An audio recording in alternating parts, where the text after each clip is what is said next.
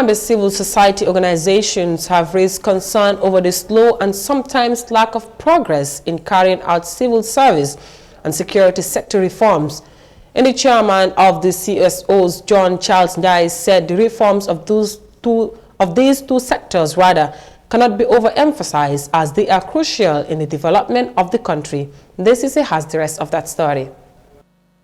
Since the change of government in the Gambia in 2017, citizens and right activists have been calling on the government to deliver on its campaign promise of doing security and civil service reforms.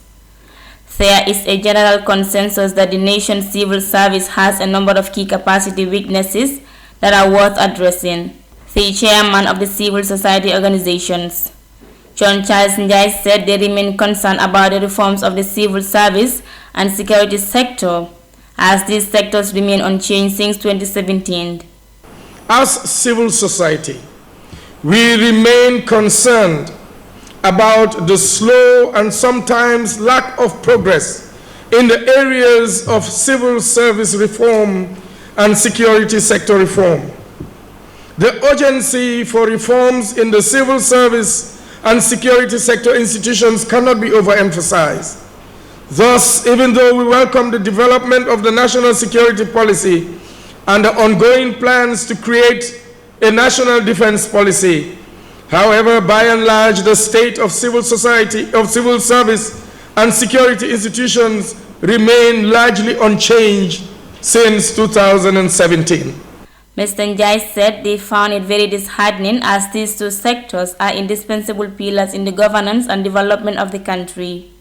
He further added that until the country can boast of a professional and responsive civil service and security agencies to act in line with the human rights principles and standards, the dream of a well-governed Gambia enjoying sustainable development shall remain a fleeting dream. According to John Charles, the government should execute necessary reforms in order to reduce the skyrocketing crime rates and put the country on a good developmental footing.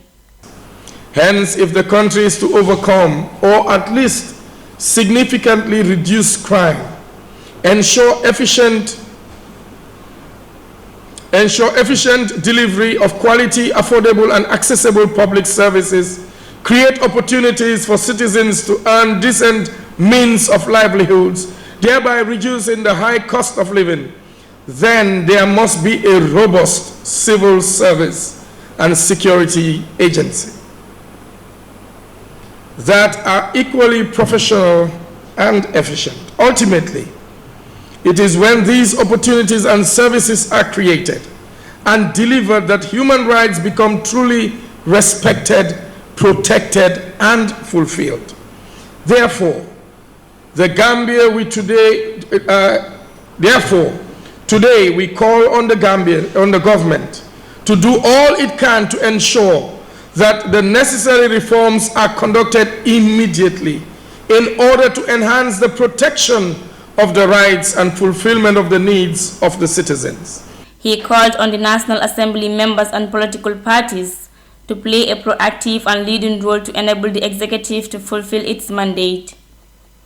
To him, these reforms are integral to system change, which should be the preoccupation of the parliament and the political parties. Reporting for iAfrica News, I am Lacey.